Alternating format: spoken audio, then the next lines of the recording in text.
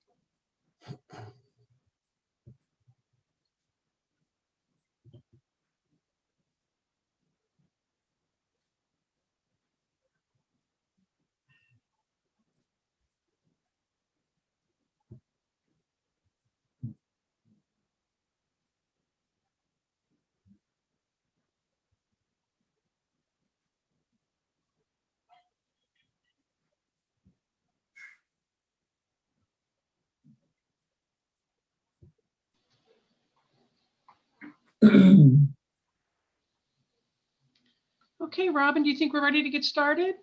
Yep, go right ahead. I will turn off my share screen. All right. Good morning, everyone. It's so nice to see you all here today for this special celebration of Calvert County's African-American entrepreneurs. I'm sure many of you will be familiar with them, but I think you'll get a little more insight into their business journeys through this fireside chat. I don't have a fire, although Gail does have a fireplace, so we'll count that as our fireside chat. I'm Danita, Deputy Director of Economic Development for Calvert County. Also here, I see in the shadows is Kelly Robertson-Slagle, our Director, and Kathy McAdams, our Business Retention Specialist. We are also being co-hosted here today by the Calvert County Minority Business Alliance, and I think I saw Rosanna and Dawn Tucker here, and the Calvert County Chamber of Commerce is also co-hosting this. And of course, the Calvert Library, which we all know and love. So Robin, thank you so much for your excellent hosting skills today. And she'll be helping us manage and monitor the questions and answers at the end. So let's quickly get started and get to the stars of this show. I want to give them as much time as possible. I'm going to turn the event over to Edsel Brown to moderate. Edsel is a recently retired executive with the Small Business Administration. He's an attorney, a financial analyst, and has experience in small and international business development, government contracting, and business startup challenges and achievements. He's been an active member of our Calvert County community for years, serving on a number of boards and commissions, and he has a great passion for supporting local businesses and entrepreneurs. So with that, take it away, Edsel. Thank you, Danita. Appreciate that. And I'd like to welcome our audience to our presentation this morning. We have a very ambitious program planned for you. It's going to give you an opportunity to see our all-star team that we've assembled, our panelists, to share with you their knowledge and experience in operating their own businesses, as well as assisting you in operating yours, and perhaps giving you some insights on best practices for you to move forward or to even start your own business. Our goal in conducting this program this morning is to bring attention to the wonderful diversity here in Calvert County and the expertise that our fine assembly of entrepreneurs can offer you. The protocol for the program, and I'm going to keep this very short so we can have maximum time with our speakers, is for me to introduce each speaker. First of all, I'm going to introduce everybody. And then I'm going to have a series of questions that I'm going to ask to all 5 panelists that we have. And of course, the panelists will provide their responses to the questions. I want the audience to know that there's going to be an opportunity to pose your questions as we go through the program. So if you can, don't wait till the end. Pose your questions in the Q&A box at the bottom of your screen as we proceed forward. And we will get to those questions at the end of the program. I know some of you, will be pressed to try to ask that question at the time that the speaker is speaking. But again, in the interest of time, to make sure that we get to the core questions we want them all to address, which will answer a lot of the questions that you may have, we're going to save those to the end. But there'll be plenty of time for you to ask your questions. Before we get started formally with our program, and for me to introduce our speakers and ask the questions, I want to take this opportunity to recognize and remember one of the icons of our community. And I'm talking about none other than Michael Moore. Michael Moore was a pillar of our community. Needless to say, he stood out naturally because he was so tall. But again, in terms of his contributions to our community, he was a member of numerous organizations. Most notably, I'll put out there the Concerned Black Men group that he started. He had a passion for our youth. And as a matter of fact, the last interactions that I had with Mike, unfortunately, a few weeks before he passed and joined the A-Team in heaven, we were talking about other ways that he could interact with the fraternal community in Southern Maryland to reach out and assist the youth even more. So, in recognizing Mike, and he also served on, he was a member of the Board of County Commissioners. And again, he did so many things in our community. I just saw it fit to recognize and take a look at him and let his spirit help drive us in our program this morning. So without further ado, I'm going to introduce each of our speakers first of all, and then after I introduce all of the speakers, then I will start going through the questions one at a time, and we're going to do it a round robin. So the person that does that responds to the first question is going to be the last person to respond to the next question. And I'll call each person's name out as we go through. So it should really flow fairly easily. And I'm looking forward, and I'm sure our audience is looking forward to their insights and from their years of experience. Again, you can pose your questions in the Q&A, but let's get started introducing our panelists. Our first panelist is Cynthia Thorne Carter. Cynthia is currently the president and owner of Smart Ride Incorporated, a transportation company in Prince Frederick. Her company has been in business for more than 25 years. It provides transportation to airports, train stations, doctor appointments, weddings, group trips, and work in Southern Maryland and surrounding community. Ladies and gentlemen, Cynthia Thorne Carter. Our next panelist is Saquon Johnson, president and owner of S.J. Johnson.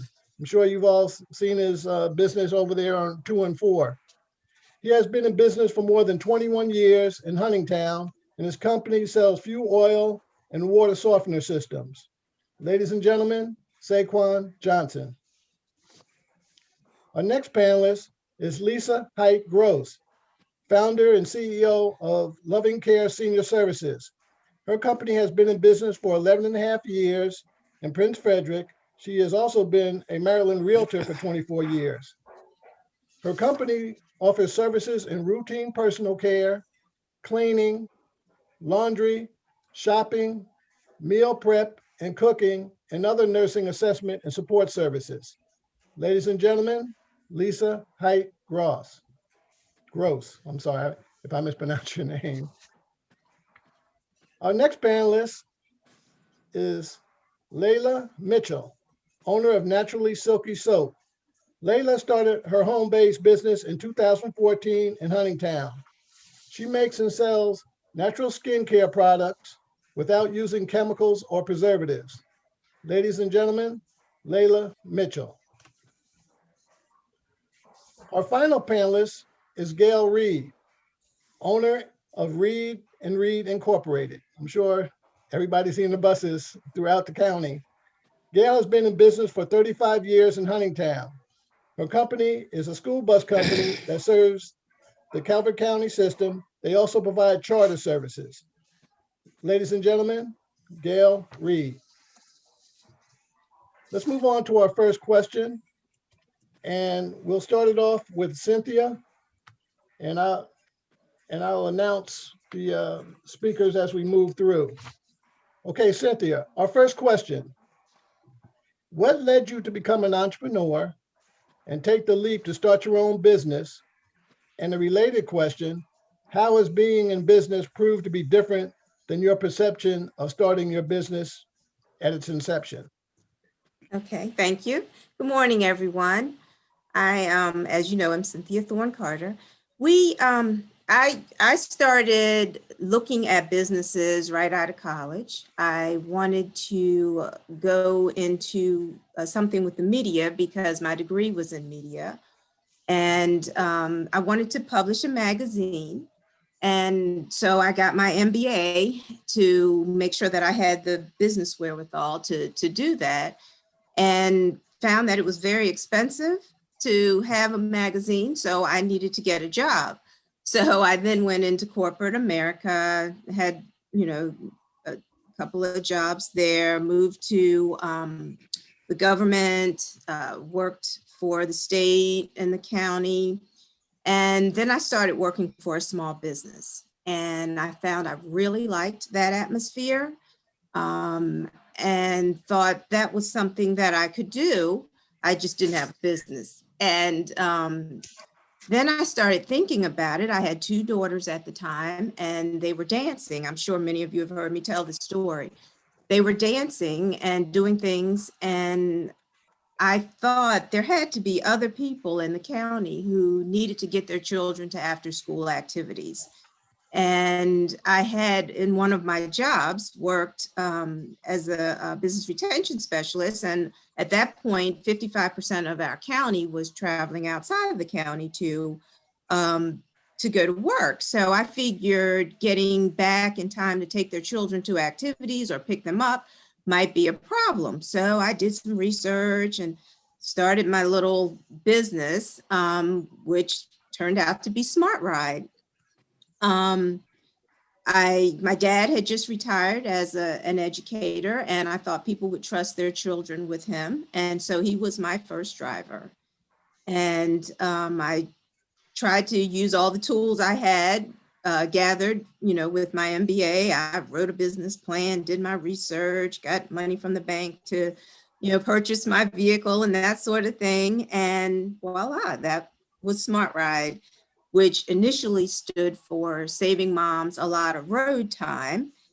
But as things evolved, that wasn't necessarily what was needed. People who had their children in activities obviously had found a way to get them there, or they had a coach like my husband who would say, hey man, I'll pick you up. So it turns out that it evolved into more of an airport shuttle. We took people to work. We started doing weddings. We actually transported people to private school. So that is where we ended up. That's how we evolved into what we're doing now. Okay, if you would elaborate. No, that was very good. Elaborate on again, standing where you are now versus when you started your business. What is your perception of starting your business in terms of what your expectations were when you started it? Oh, my expectations were that, if we you put your shingle out there, what happened, with a little marketing, people would be interested, they would automatically kind of come to you because I felt like I had something they needed. My perception now is sometimes it takes a little educating, depending on where you are. The whole idea of getting a ride in California, if you need a ride, you call a relative or a friend, people don't want to pay for it. So that was something that had to, that took time. People from out of the county were used to taking taxis, actually paying to go where they wanted to go. But the biggest thing I had to overcome was people were like, you want me to pay what? And that, that was, that took me by surprise, actually. Even though I'm from here, it still took me by surprise. Okay, thank you. My perspective is, you just have to kind of roll with the punches and always kind of be ready to get back up if you get knocked down. It's not easy, and even I'm a planner. I like to plan things, and my plans really haven't worked. That's to be honest. Good insights. Okay, same question. I'll repeat it for Saquon. What led you to become an entrepreneur and take the leap to start your own business? And related, how has being in business proved to be different than your perception at the start? Good morning. It's funny. I pick up off of the last piece that Miss Cynthia said in regards to the planning, because I had zero plans to be in business, zero thoughts to be in a business, and come from a family of non-business owners. And, I thought long and hard about this question, and actually, because it comes up quite a bit, from folks, and they say, well, how'd you get into business? And young people come and they ask, and it's a common, very good question. And, and honestly, I can only just say I'm just living a life through God, because as I sit here on this call today, no clue that, I'd be staffing up 20 people and running, a multi-million-dollar business. But, I think that, for me, when I say, God's work, I have a gift to gab and a gift to connect to people.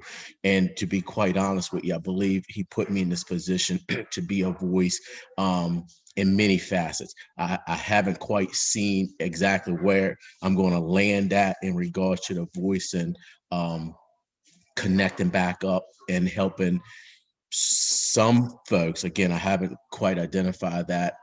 And as I phase out of, business and growing life, I just believe that I was delivered here to do something more than the business. The business has just been kind of a stepping, because again, I didn't have, the traditional business plan, a vision, a thought. I just had a good work ethic. I work hard and, save my money and talk to smarter people. So I'm so non-traditional in that aspect, that it's not the black and white type that we would traditionally see. So to really answer your question, I just believe it's a higher power that's got me here to do what I do.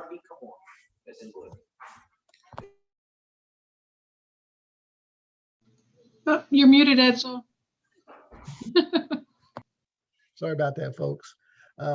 Yeah, I'm following up on your comments. Great comments. I found it interesting, like you're saying, unlike Cynthia, she had a formal education, MBA, et cetera, as a background to start her business. Whereas like you're saying that, you really didn't plan on going into business. So I guess what I want to tie your comments to is, what was it that drove you into business, especially the type of business that you're in? What drove you to get involved in that business? So it's interesting. So the first portion of our business, which we still do, we fill up swimming pools. And it's funny because he said, why do you need to do that? But that was the first division of our business, hauling water. So pretty much all my life, I've been in the trucking world. So back before I went into business, I worked for Eastern Petroleum in Annapolis delivering gas. And what really happened was I went in and asked for a wage increase. And one of the things that, I've been blessed with was ability to do some basic math and understand that, things go up, inflation happened. And so looking at where our pay structure was when I was there, based off of where it was at 10 years prior, we hadn't moved. And, I'm smart enough to know that if I'm going to have a family, I need increases and I need more money. And so there was a opportunity to, to start delivering water down here. So, I actually worked up there and drove in the evening time, going house to house, making deliveries, and actually going door to door, knocking on doors and going to local builders. So Stevenson, Merrill, that was the two that was there, and just asking if I went into this business, would it be okay? And that's the other thing, talking and listening to people. And so basically, to answer your question, I couldn't get any more money from where I was at. And I saw an opportunity and built off of that. Okay. Good, good. That's good insight because I'm sure some of our audience is probably in that same boat you're in terms of exploring or potentially exploring other opportunities. Okay, next up is Lisa. And again, Lisa, I'll repeat the question. What led you to become an entrepreneur and take the leap to start your own business? And related, how has being in business proved to be different than your perception at the start?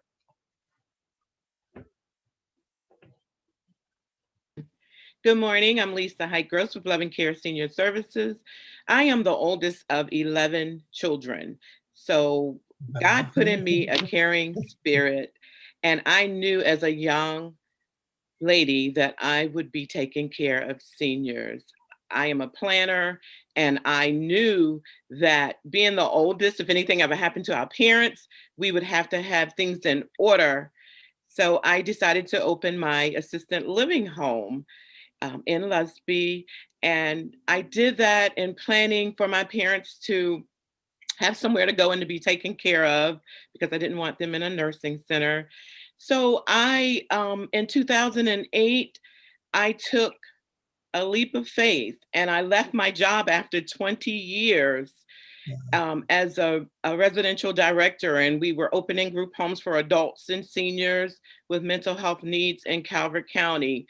And I outgrew that position because I like to be in control of things. So again, I started my own company. I know that it's really not a business, it's a part of my life, working with seniors.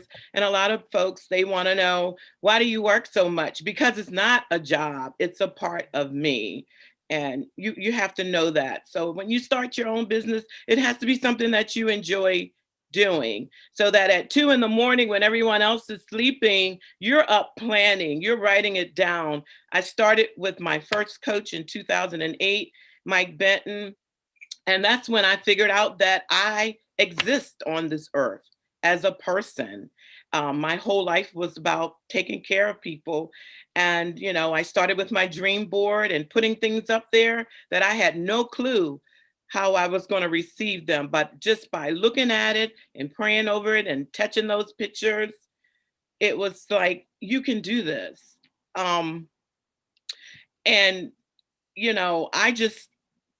I'm so grateful for Mr. Mike Moore. Mr. Mike Moore is, we were in the same complex where my office is. And every time he saw me, he would say, "I'm so proud of you, young lady." So those words were a push to me, so it's, you have to have a good power circle around you. Okay, but very good, very good. And I like what you were saying about, how much work is involved with having your own business. And I'm sure this will come up time and time again with some of the other questions that we're going to be posing. For those that are considering a business, understand what you're getting into. One thing you don't want to do, I know there's a book that I've read several years ago, The E-Myth Revisited.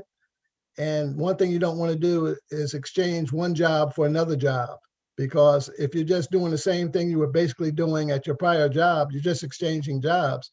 As Lisa indicated, it's great to have a passion for what you do, because if you have a passion for it, it's not even work. You enjoy what you're doing. So appreciate those comments. How do you look at it now as being different of your perception when you first started? Well, when I first started, I thought I just wrote it out. Ooh, this is going to be so smooth. And it wasn't. I didn't realize it was such hard work. And I didn't realize our businesses depend on who we connect with, who our CPA is. You got to have the right people in place. And, like Cynthia said, sometimes you get knocked over, you get back up and you go to the next number in the phone book. Okay, thank you. Mm-hmm. Okay, next up is Layla, and I'll repeat it. What led you to become an entrepreneur and take the leap to start your own business? And related, how has being in business proved to be different than your perception at the start? Thanks. Good morning, everyone. I'm Leila, and it's an interesting question for me. Why did I get started? But basically, my dad was an entrepreneur, and I always wanted to start a business myself. So it was always in the back of my mind, even though I never did it until 7, 8 years ago.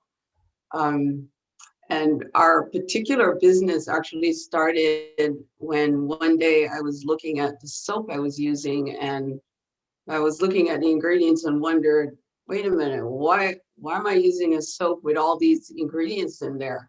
As a pharmacist and a chemist, I knew a lot about chemicals, worked with a lot of chemicals in the lab, and I was seeing a lot of those same ingredients in the soap. So I thought, this doesn't make any sense to me. I know that things that we use on our skin does actually get absorbed, because in pharmacy, we use a lot of over topical ingredients in, treating skincare, skin issues, and those active ingredients in those medications actually gets absorbed, and that's how they work. So I know that a lot of things we put on our skin gets absorbed right into the bloodstream. So it just started making me wonder, wait a minute, why am I still doing this? So my daughter, who's also a chemist, we figured, hey, we can do better than this. We know how to work with chemicals. We know how to, put things together. So we made our first batch, and we really liked the way it felt on our skin. We really liked it.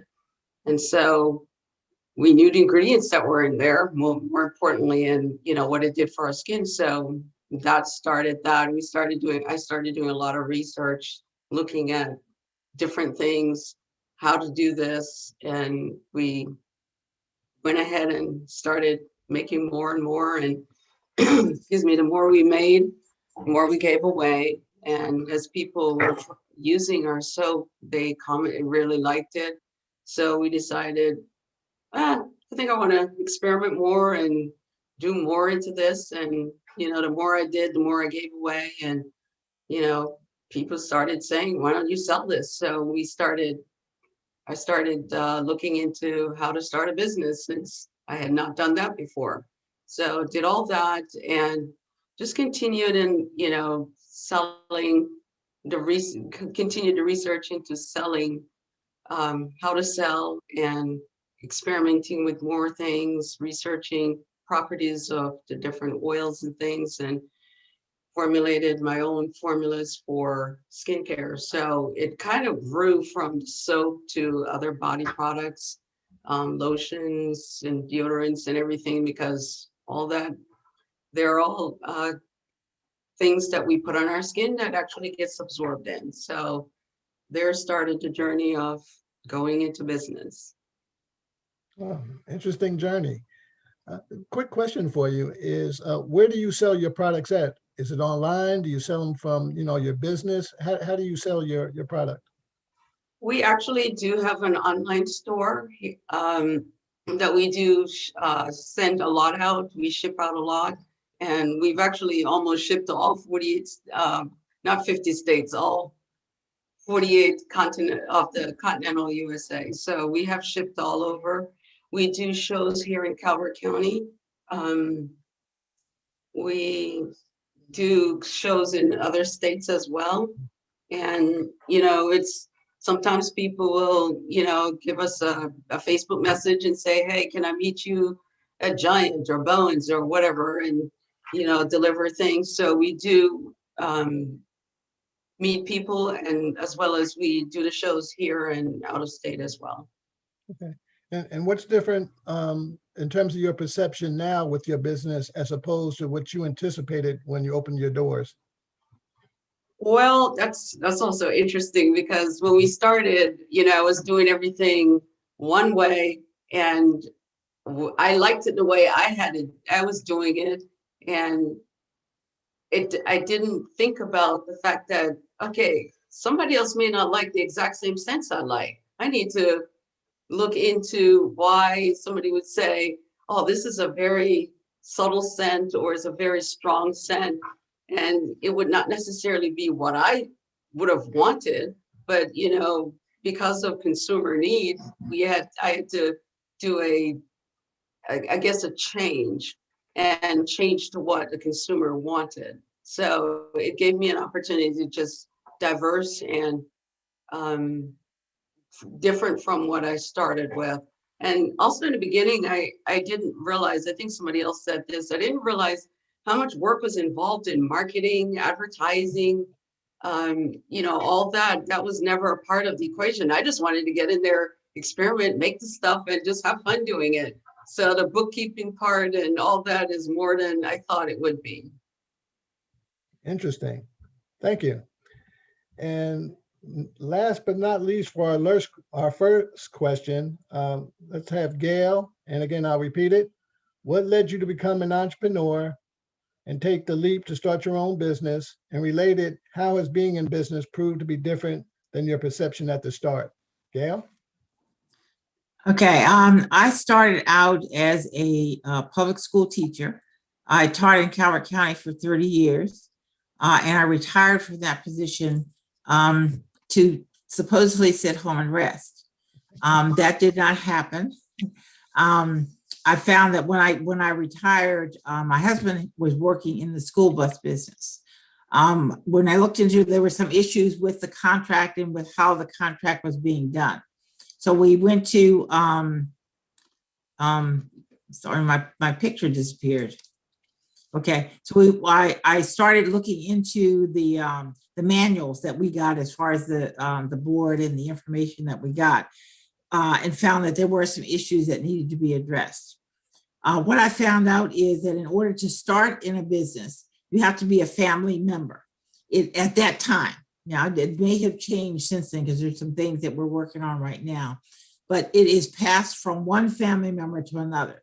So my husband and I could work together and I could be his partner and I could be in the business, but he could not pass it to say, let's say he had a sister or a brother. He couldn't pass it to any of them. It had to go to a direct descendant like his son or his daughter.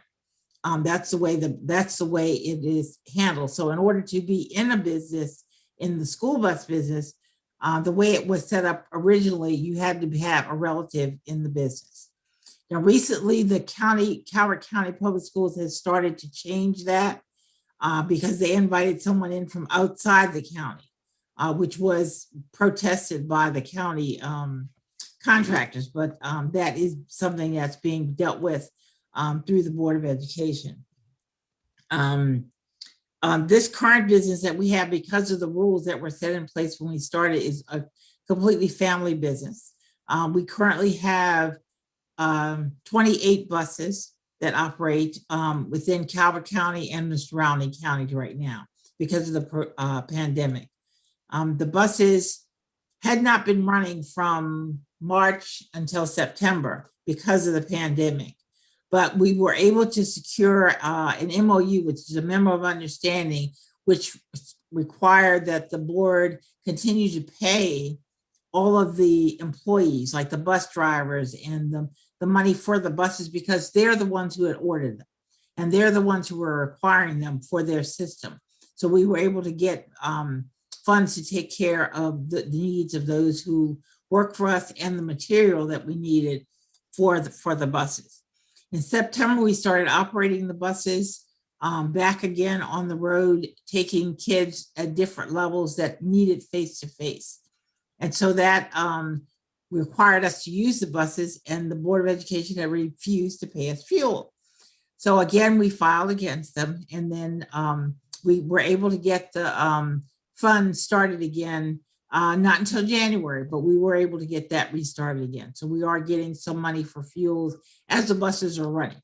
So, and we are not asking for anything other than what they're actually using. And that's what we are getting at this time. When we start a new business, one of the things that you need to check on is the type of taxes that you have to pay. One of the things that everybody brought up was the finances in the business. One of the things that we found out with the school bus business, there is a certain tax that you have to pay in April.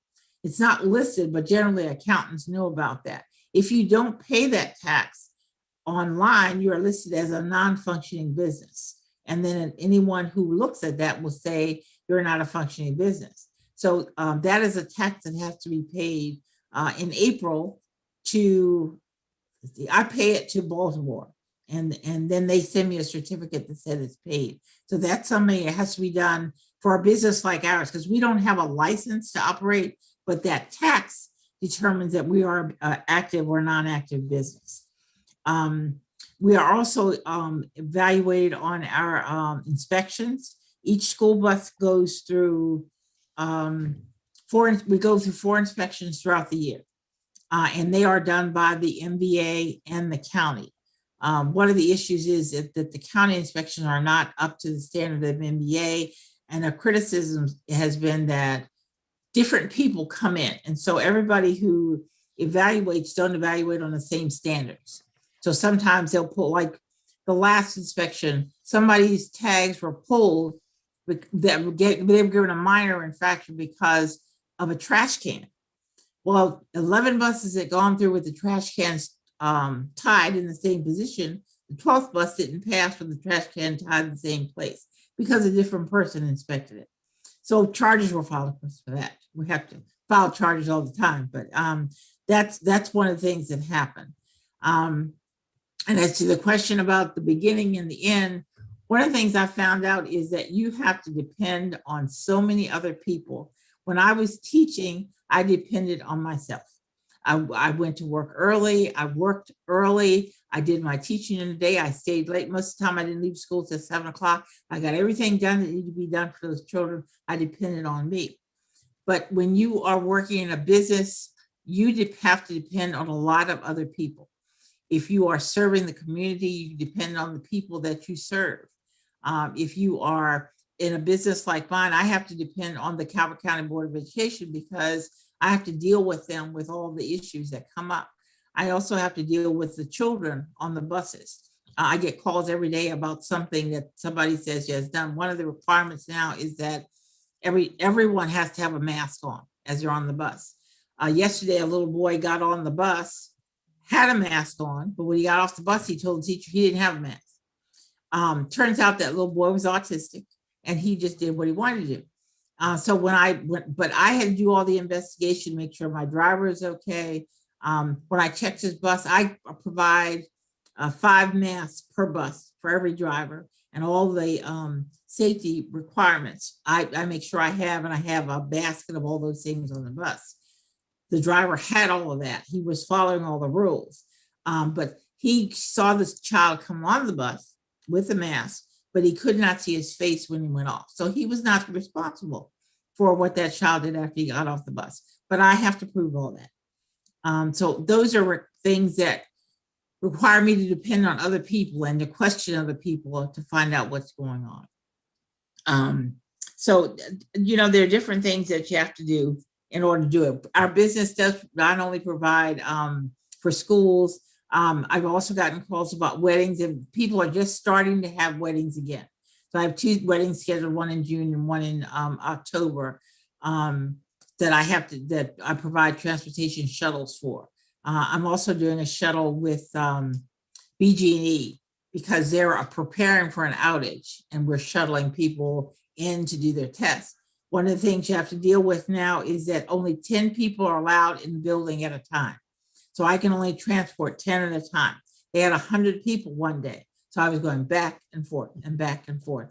But I could only take 10 at a time. I could only let 10 out at a time and then go back. So that was an all-day activity. But that's the situations that we have to deal with other people. They tell me the rules and then I have to follow it. So that's the way it operates right now. Okay. God bless. You're challenged. Yes. Keep up the great work. Well, thank you. Yeah. Okay. One thing I want to say right now, I'm really motivated by your comments and the individual things that each one of you are going through, and I'm sure our audience feels the same way. So that they can have the opportunity to take advantage of your services or to learn more about your business, or even perhaps to ask you or pick your brain about starting their own business. I'd appreciate it if all of you would put your contact information in the chat box so that they can have the opportunity to follow up with you. The other thing, in listening to what you all are saying now, again, we have 4 or 5 scripted questions that we had planned on going through. I'm going to go off go off our schedule a little bit, but I think you'll find the questions are straightforward and you can just answer from the heart. It really won't require anything. This next question is on script, but I've got a couple that I think are pertinent that are going to be off script. Okay, the next question, and again, we're going to change our order for this one, is what resources did you have in starting out with your business? And also, what additional resources have you developed over the years? This kind of is somewhat similar to the follow-on question that we had in the first round. And that is, you started off with certain resources. I've heard a couple of our speakers talk about, you need to work with others, you need other people to pitch in, et cetera, and how things are different now than when you started. So it's kind of that similar question, but as it relates to resources. I know that we have a question in the Q&A right now. What kind of funding did you have? I mean, what kind of professionals did you use? Attorneys, accountants, or other business owners to help you with your marketing? So again, the question is, what resources did you have in starting out, and what additional resources have you developed over the years? And let's start the responses to this question with Lisa. Okay, my resources was my family. When I came home and I said to my husband, I am sick when I drive to work in the morning, and I'm sick all day because I'm not supposed to be here. I'm supposed to be doing my own thing. And I wanted to know that he had my back. So he said, you know what? I agree. You can leave, but make sure this is what you want to do. So we have a son, he's 31 now. He was my marketing piece. I'm telling you, we would go and visit the nursing centers, and he would go and we would make different materials for their wheelchairs and all that. My nieces, they were marketing. I was very connected with Office on Aging in Prince Frederick and economic development. Kathy McAdams, listen, you have to be a part of economic development. I was about to make one of the biggest mistakes of my life and make a joint venture with a company that reached out to me who wanted to start a cluster of assisted living homes in Sunderland. And Kathy helped me with the research, because sometimes we get all excited. Yay, I don't have to go to work at 9. But there are other things that come along with being a business owner that you have to have your attorneys. I did have an attorney that's going to help you make decisions. So Kathy was able to say, whoa, Lisa, pump your brakes, because this is what I'm seeing. And she showed me numbers, and I was about to make a big mistake. I don't need to get into it, but I was just so excited about, ooh, I left my job. Ooh, I'm going to be a business owner. It's so much more to it than that. So that's, I really use economic development a lot. Okay. And today I am still with economic development. I'm still calling Kathy. It's like, listen, I'm thinking about this. What do you think? And she's so honest with me, and I appreciate that. I'm using the College of Southern Maryland for grant writing, the library, all the free courses that the library has. Take your Saturday away from the TV and just go to, some of the trainings that they give us as business owners. Keep it simple. For my QuickBooks knowledge, I don't want to sit in front of a computer and play with numbers or work numbers. But as a business owner, you have to do that. YouTube videos, I'm always asking how to do this and how to do that. And nonprofit organizations, because Love and Care is a nonprofit organization. We're very connected with the Chamber of Commerce. We do have a nonprofit institution that I'm connected with. So it's really honestly about hearing what everyone else is doing so that you don't feel like you're in it by yourself. Because as a business owner, it can be a lonely world. One quick question. What about your funding sources when you started? When I started, I had saved enough money to start my assisted living home. Mm-hmm. And now we are able to accept Medicaid clients. And I just didn't want to go in my business pulling everything that we had. But I knew for 7 years that I was going to start a business. So I started just moving money over into that account. So it was about planning. And, you know, in the mornings I would go to Walmart, and the girls that worked there, they knew me. We had washcloths on sale. We have sheets. Everything that they knew I would need for my assisted living home, people would call me and say, Walmart has a sale. So it's about planning. Because once you open the doors, there's going to be 25 more things that you're going to have to do. Never ending. Never. Thank you. You're welcome. All right. Same question. Next up, Leila, what resources did you have in starting out, and related, what additional resources have you developed over the years? For our type of business, because we work with shows and organizers, we found, or at least I found, a lot of resources in other vendors, talking with them, finding out from them what good shows they are, what successful shows they've done. And that helped us a lot in the beginning to know where to go and, you know, how to navigate the world of organizers, promoters, what they want, the type of audiences that come, you know, would it be our type of clientele that would be at these shows. So that was really good, being able to talk with them when we were, you know, sitting next to each other, or when there was a break in sales, or, you know, whatever. We learned a lot from other people. The internet also was a very good resource for us, you know, looking things up, researching shows, researching information. So that gave us a lot to get us going. And I have to agree with Lisa, the Calvert County Department of Economics, definitely, they were fantastic. Kathy McAdams, Wynn Briscoe, they were just absolutely fantastic with helping us get going. We met with them several times, and they were just so friendly and knowledgeable. And that really gave us the confidence that we needed to get going and, you know, really move up our A game. So they helped us, you know, take a step back, and in order for us to take several steps forward. And we really appreciated them just being there for us as a great resource. The other thing that has also, you know, been an additional resource is networking with other businesses. So that has helped us just, it's almost like cross promoting. So working with other businesses has been a great resource as well. Okay. How about your funding? What was your source of funding when you started? We were our source of funding. Our family resources was the source of funding. So we borrowed money from ourselves. And because the type of business we had, it was more for gradual startup. We didn't need a ton of money to get going.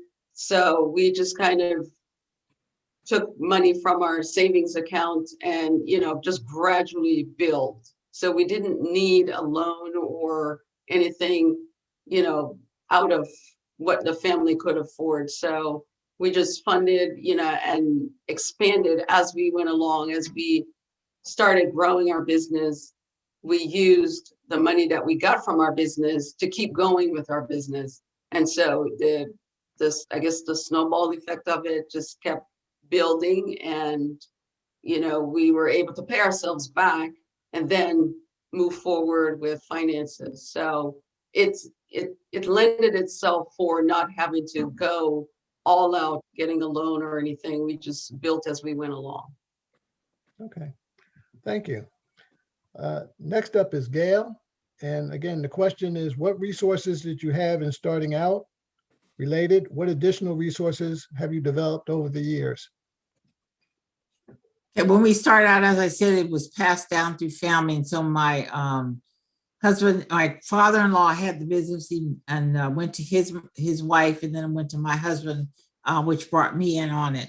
So the first resource was always family, who helped out with everything as far as the operating the bus. The next important thing for us was the driver. When we first started, we only had one bus.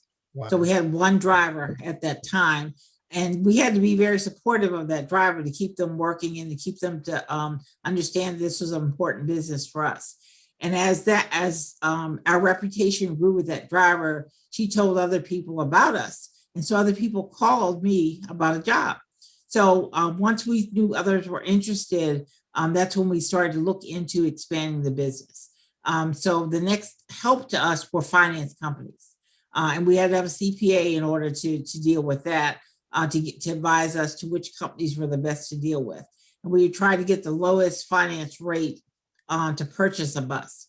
The way the system works down here is if the board offers you a route, they will then pay a PVA, which is per vehicle allotment for that bus. And we use that money to pay the bus note. So we're actually not using our money to pay the note. We're using the money that we receive on the check once you receive a route for that. So the money kind of flows around so that you're not actually using your own money all the time to do everything. So we had that in the finance company. We also got a lot of help from the Calvert County Minority Business and the NAACP, because they offer resources to help us. Like on their weekly website, there are grant opportunities and different things. And I have applied for a lot of, I've actually gotten some of those, but grants and opportunities. I don't apply for loans. I try to apply for grants so that I don't have to pay. If I have to do a forgiveness, then I do that. That requires a lot of work, a lot of sitting, a lot of things that you don't want to do, but you have to do it in order to maintain your business and upkeep your business. So those are resources that we have. I've also used the Calvert County Economic Development. They have provided a lot of information about the SBA, that the SBAs provided during the pandemic. And prior to this, they were dealing with Calvert County Minority Business and giving us a lot of information. So a lot of things that information that they get, they send to us, and I stay on their email list, so if anything comes up, I can get that information. We do post signs for advertisement for drivers, so there are signs, you see them all over the county.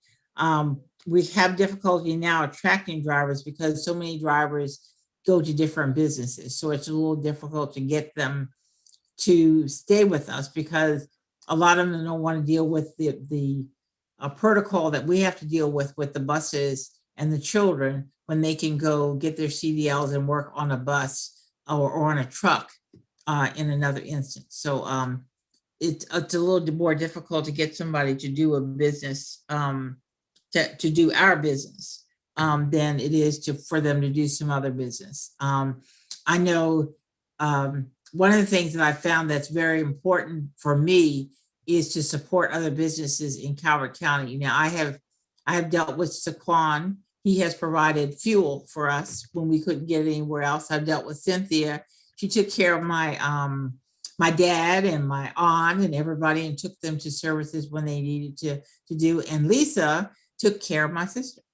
So it's important, I think, that we support the businesses in our community because they support us. And when, like, I know Cynthia's called me when someone needed our service.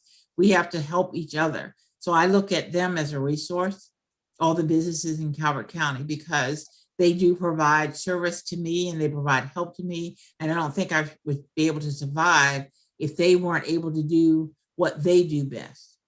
So, yeah. Thank you. Mm-hmm. Okay. We're closing in on 10 o'clock, so I'm probably going to only pose one additional question after this, and that's even if we have time, because if by chance members of our audience have questions, you can put them in there and we'll try to get to them. But again, you can see we're doing a really good job of covering a lot of the questions in the responses that our panelists are providing. And again, that's why we want to make sure that our panelists post their information in the chat box, because as you can see, they're all a wealth of knowledge. So, just don't use this program as a one-time shot. If you're thinking about starting a business, or more importantly, even if you have your own business and you're going now, the whole is only good as the sum of the parts. So don't work, in a silo. You really need to get out of your silo and network and interact with other entrepreneurs, other professionals. You've heard about some of the resources, how invaluable the Department of Economic Development here in Calvert is. So the resources are available to you. The Small Business Development Center, which Win Briscoe heads, join our local organizations who are, co-sponsors here, the Calvert Chamber, the Minority Business Alliance. Of course, the library has a wealth of resources, and I'll put in a plug for another organization, the Southern Maryland Minority Chamber of Commerce. But there are a number of different business organizations, professional organizations, et cetera. But even during this pandemic, you should really do all you can to get involved, because the wheel's not going to stop turning just because we're in a pandemic. And that's a whole nother question, but I don't think we're going to have time for that. But let's move on to Cynthia to address her responses to the same question. What resources did you have in starting out? And related, what additional resources have you developed over the years? Cynthia? Okay, thank you. One big resource that I had was my former employer.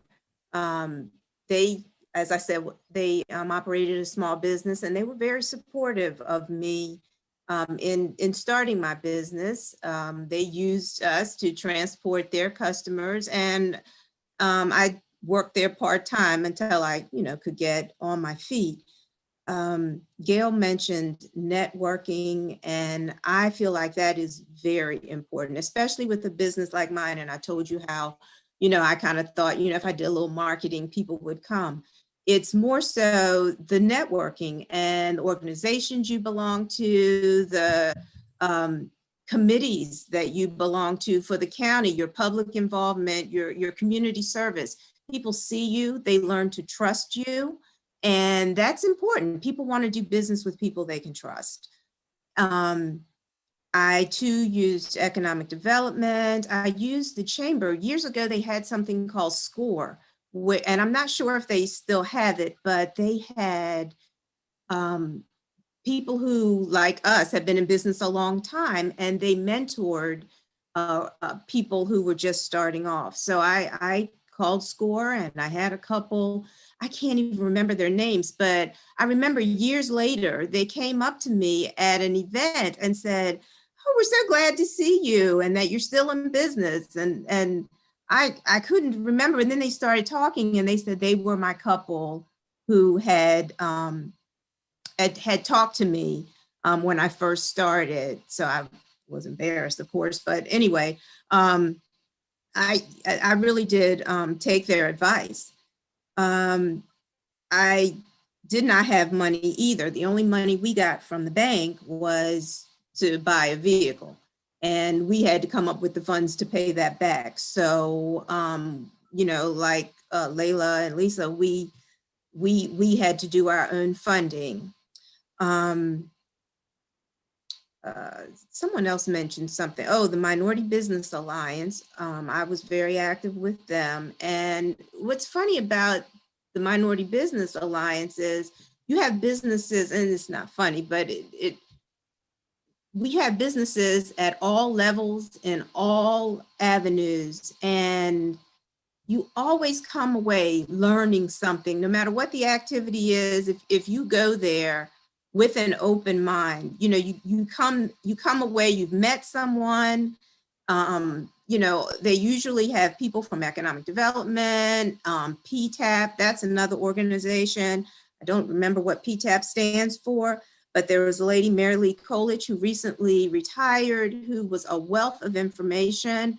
She was more than willing to help. I'm not sure who her replacement is, but if you're looking to do something like your 8A certification and that sort of thing, she's someone who could help out. No one has, actually they did talk about, getting a CPA, a relationship with a CPA. That is very important. Pay the money, you get what you pay for. If you have a friend do your books, that's what you're gonna get. You're gonna get a friend doing your books, and you're gonna get the friend's mistakes, and then you're gonna be responsible for your friend's mistakes. So you really need to pay the money, get yourself a good accountant, get yourself a good attorney, or at least have a relationship with an attorney. You could buy into, I can't remember what it's called, but the prepaid legal. You have attorneys at your fingertips. And if they can't handle you in that state, they have someone, who can handle you in the state that you're operating in. So those are very important things that I had to learn the hard way. Pay your taxes.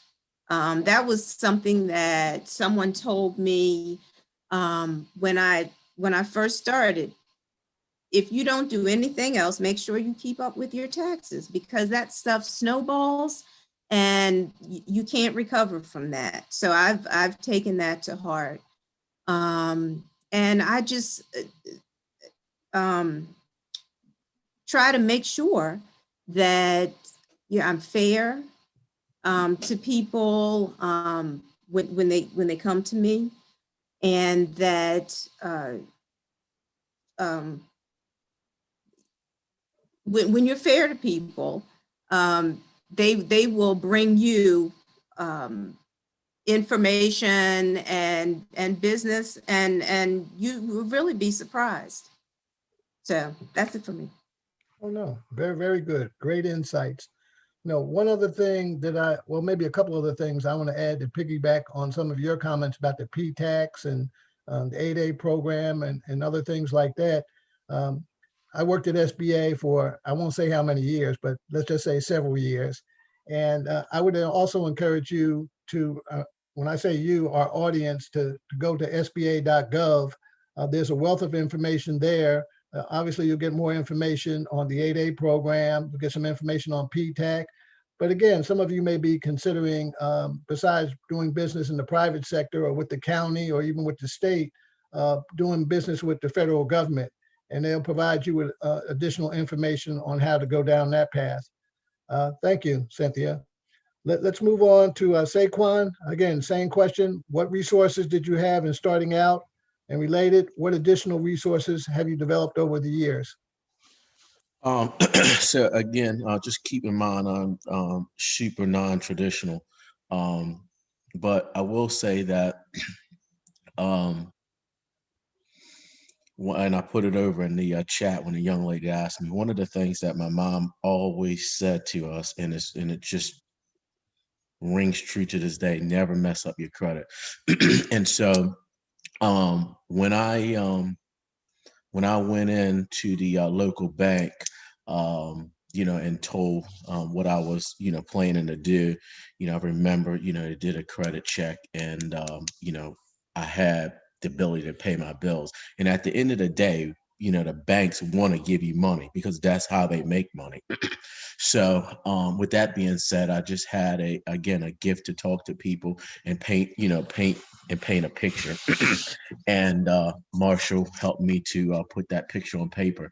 The other thing, a non-traditional resource, and it piggybacks off of one of the things that I heard Lisa say with her husband. If you are in a relationship, your spouse becomes your biggest cheerleader. For me anyway. So to show up, to my wife, just, like Lisa, said, essentially I got a thought, and, I feel like this can work, but, you on board? Well, at this point we had a little house in Luz. We got $1,000 mortgage. And she said, well, if you believe it, then okay. So, when you have that kind of support, whether it's traditional resource or not, I think it becomes, so important, because when you can't even articulate what the end goal is going to look like, you just got to know that through thick or thin, they got your back. And again, no different than, Layla's situation. You, at the end of the day, sometimes all you have is you. And I'm reminded of a quote. I was, one time they're doing an interview with Snoop Dogg, and he said, I want to thank me for all these things. And, and really when we talk a resource, biggest resource is the person that's in the mirror, and doing all the stuff that everybody say that, you have to do. It's late nights. It's, calming yourself down when you are questioning your own.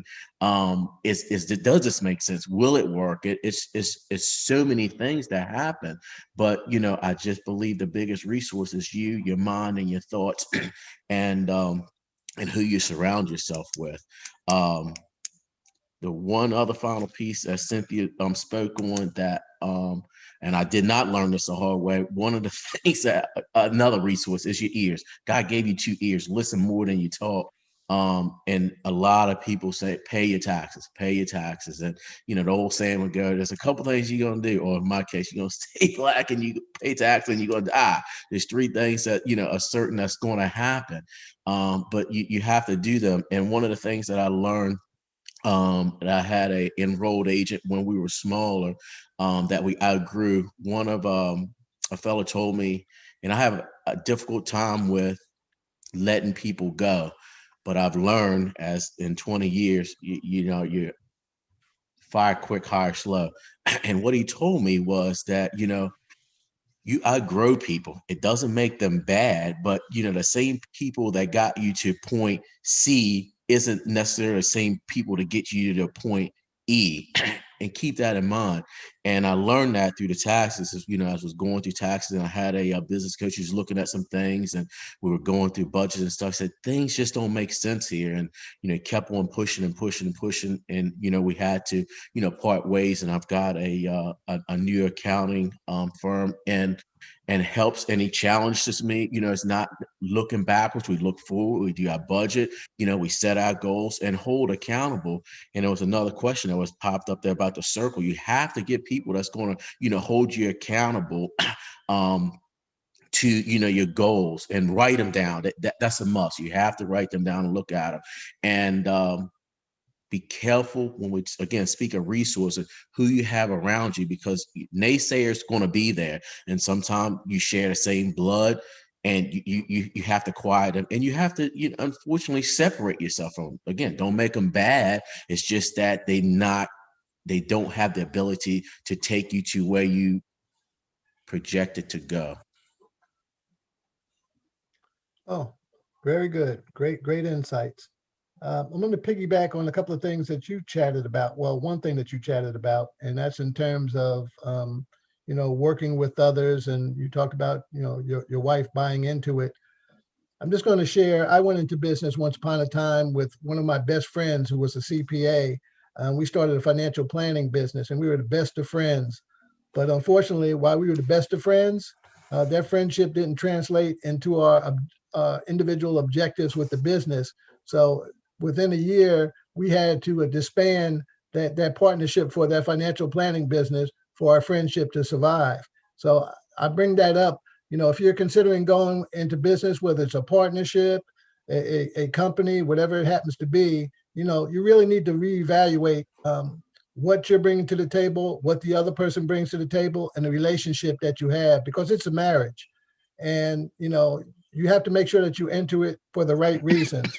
Another thing that we're really not going to have time to drill down on are the varying types of business that you can structure your enterprise. You can have a sole proprietorship, a partnership, a limited liability company, a corporation, and then we can get into Schedule C, et cetera. There's a whole lot of other components to it.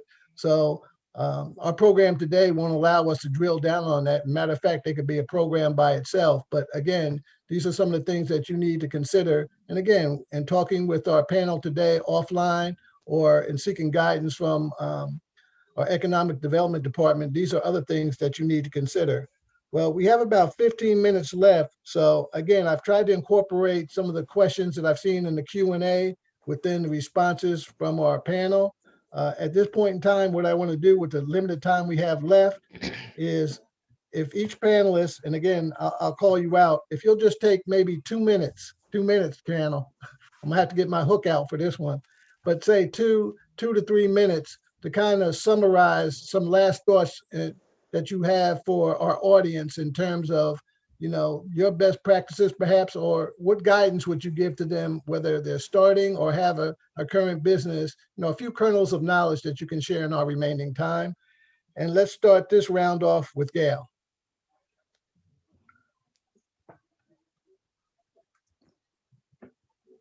You're muted, Gail.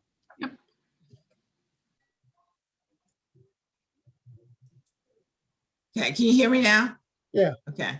I think that what I'd like you to remember is that in whatever business you're in, consider the desires of the person who received your service. In our business, we have to consider the children and of course the drivers who deal with them, but the children are our main customers and we have to consider them. There are children who have special needs and I have to consider them if they need a seatbelt or they need a strap. If they're having difficulty on a bus, then I have to consider them. So consider the people that receive your service. We do trips for churches and shuttles for different things. So I have to consider the people that receive the service, what they need in order to for us to do our best job. If you're doing an activity, make sure that you are timely. In each of the businesses that I've heard, sometimes there's a time that you must be at that site. Let's say if you're in transportation, you have to pick up at a certain time. You have to drop off at a certain time. If you're in fuel like Saquon, you make deliveries at a certain time. Whatever is necessary, you do in regards to that customer. So making sure that you provide for the needs of the customer and on time with that is important. One of the things that I find is important for our business is to make sure that everything is operating correctly. One of the things that we do is check the buses every day. The requirement is that a driver would do a 15-minute check on each bus every day. But instead of that, I have my husband or my son do it because I know what they're going to say. It's not working. I need a battery. I need this. I need that. They're going to tell me what's needed, and I try to provide it for them. But we need to make sure that whatever equipment we give out or whatever we use is working effectively so that the customers, again, are serviced as best as possible, that they get where they want to go or they get what they desire at that time. It's very important. And then the most important thing is to follow the regulations that are associated with your business, whether it be taxes or whatever. One of the things that I follow is and I have open all the time, are the COMAR regulations, because those are the laws that apply to school buses for the state of Maryland. So if there is something that happens in Calvert County and I was like, oh, COMAR doesn't say that, that's what I'm supposed to do, I bring that up and I compare those records. So you need to know what applies to your business and what you are responsible for in your business. So it's very important to kind of stay up on those things. And I hope as everybody looks at the different businesses, they'll see that each business offers different opportunities and different things. There are different needs for every business. So we have to consider all those things as we work forward. And as you look to start a business or to work with a business, consider the type of business and how that business operates as you begin to make your choices. Thank you. Okay, thank you, Gail. Next up, Cynthia.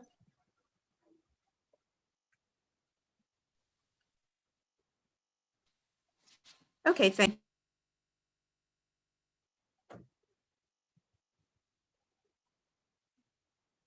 You Yeah. muted, Cynthia? Yeah. Okay. All right. Saquon had mentioned a couple of times, his wife as his support. I would say you definitely need a support system. Yes, it's your passion, but if it is not the passion of those around you, you're going to need to find support from somewhere else. But you need support because you cannot do it without it. Someone mentioned that it can be lonely. you need that cheerleader. The other thing is, if you feel in your heart that this is the right thing to do, pursue it. Saquon also mentioned that you have people who are naysayers. Steve Harvey says that all the time. You can't let them hold you back. And I had mentioned, make sure you get your taxes, your CPA, all of those things, they have to be in place. And you have to have good people doing it to keep you going. And I guess someone mentioned surrounding yourself with the right people. That all goes into play there. Other than that, I feel like, if you do those things, you surround yourself and you do those things that I just mentioned, I think those are good starters for any type of business. Okay, very good. Next up, Saquon. Yeah, so I would a couple things. Read. You can never read too much. And I've seen a lot of questions that popped up in the Q&A. Just read, get yourself educated. You don't have to be the best at it, but be able to hold yourself a conversation, understand the numbers, right? And to Cynthia's point, get a CPA or get a book on, reading profit and loss, for dummies. Understand assets, liabilities, understand that you have to have some kind of knowledge of that. You can find people very cheap to to help you out if that's needed. One person looks like they were going into the real estate world. One of the things, and we dance in quite a bit of real estate stuff that is annoying to no end, is no return phone calls. Okay, if I'm giving you 3% of a very large sum of money, call back. You know what I mean? Or even if you shoot a text and say, "Hey, I'm going to call you back at XYZ." You have to do that. One of the things that, irregardless of the way technology goes and how you can do transactions over online and all that, people do business with who they know, like, and trust. If you don't call me back, I'm thinking you don't have my best interest at hand. Call people back and communicate. And as like Edsel was saying, and all the race of it, communication, marriage, and everything. You have to have it, or you're gonna be a disaster. And I hate to be so harsh, but it's going to be bad, in my opinion. The other thing is, when you go into business, and I seen a young man that posted something the other day. He was cutting hair, and he made a comment he should be doing women hair because there's more money there. Don't go into business just to chase money, because again, when we all say that, it gets lonely and you get tiresome, the only thing that you can lean on is your passion for what you do. So if it's taking care of kids or elderly, that's could possibly be the only thing that keeps you hanging on by that thread. And like the old saying goes, when you find something that you enjoy doing, you'll never work another day of your life. So don't just go chasing the dollars, because it's more than that. And that's really all I have to say. And outside of the tax thing, it becomes important. There's nothing more embarrassing than getting, and you look up a lot of these successful stars, actors, don't put good people around them, millionaires, broke. Again, if you'd have made $1 million, you got to pay an accountant $100,000. It's a drop in the bucket. Don't be foolish, because you will be. The tax man does not have any problem with coming and getting your stuff. So just keep that in mind. Thank you, Saquon. Next up is Lisa. Okay. You should always know how to run your company in case someone walks off the job. So for every task, the day-to-day operation of your company, you got to either have a backup person or just have a backup plan, because payroll still has to happen. In my business, the clients need their medication at 2:00. So I have to have a backup plan. Don't cut corners. Do it the right way and the only way. Document everything. We too are regulated by COMAR regulations. And if they walk through the door, because they will not call you, they will just pop up. Just invite them in because you know you're doing it the way the regulations require us to do them. Set some goals, drop dead date goals, make them small. Today I'm going to call 5 people, not 300, because when you don't get to that goal, it's, you know, it can keep you up at night. Stay organized, write it down. Networking, don't be a secret business. You know, what irritates me the most is if I'm failing in my networking and my marketing for my real estate when I drive home and my neighbor has a sign in their yard. No, people need to know who we are and what businesses we offer our community. Be coachable, always willing to learn, reading. Social media, number 1, be professional on your social media page. If someone don't pay you, don't go posting that. I see it all the time. Very unprofessional. And before people even call us for our services, believe me, they're pulling up our Facebook pages. So keep it personal. I mean, keep it professional, not personal. You can keep your personal page, but they're watching that too. So keep it business because, you know, think about it. Put yourself in their shoes. If they're looking for a ride from Miss Cynthia and, you know, Miss Cynthia has all this stuff on her page and all that. So they're going to just go to someone else. And to Saquon, at my last panel that I went to, you were a speaker that fire quick and hire slow. I took those words to heart and it has made a difference in my organization. So I appreciate you for that. Thank you. Glad you highlighted that. Great. Another one is under promise and over deliver. Our last panelist is Layla. You're batting cleanup.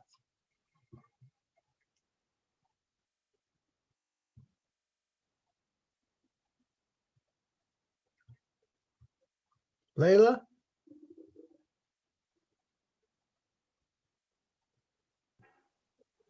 Okay. I think just to add to what everybody else said, I had some of very similar things, but I look at in any business, use your mistakes as teaching moments rather than as failures because there's much to learn from that. I would also say going into business, if you are providing services or products, make it as unique as possible so you stand out. Do your market analysis, you know, see what your market handles, just do the research on that. And I think in, you know, our 21st century is so important to have an online presence, whether you're doing e-commerce or, you know, whatever non-e-commerce. I think an online presence is just absolutely key in this day and age. And I would say also seek as much professional help as you can get. People are out there to help you. People want to help. Just ask for help, ask around, and people will offer help and get you going. Because everybody wants to see the next person's business be a success. So I think that would be a key thing as well. Okay. We're closing in on our planned termination time. So what I want to do is, needless to say, I want to thank our panelists. You guys provided a wealth of information, and more importantly, it was heartfelt. I mean, you could really feel that it's your story.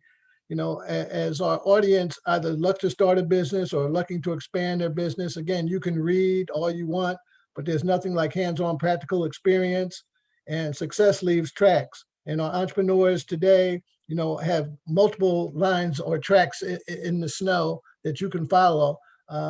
There's no need to, how can I say, make a mistake that somebody has already made. So if you can find out by chatting with somebody else, a road that you're about to go down and they've been down that road and they can see the caution sign out there, at least they can tell you about it. And then you can make your own decision as you move forward.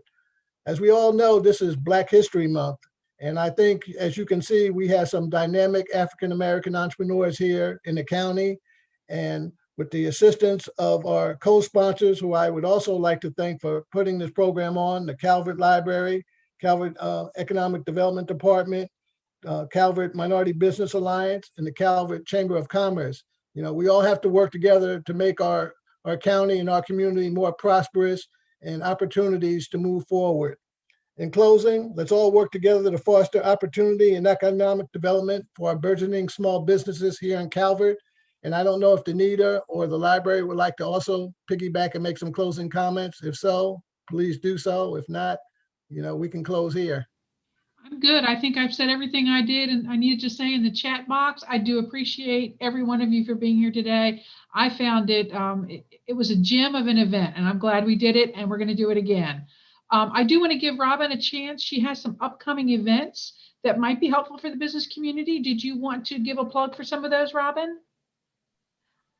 Oh, sure. I had just mentioned before we started, we have a Zoom sandbox training coming up. If you're interested, I'll post the link here.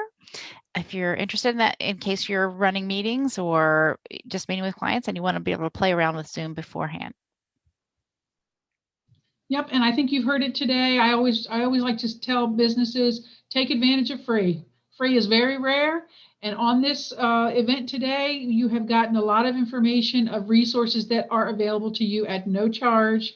Start there. And I think that would be very useful building businesses, starting businesses, or growing a business. So thanks for your time today, everybody. Have a great day. Enjoy the sunshine.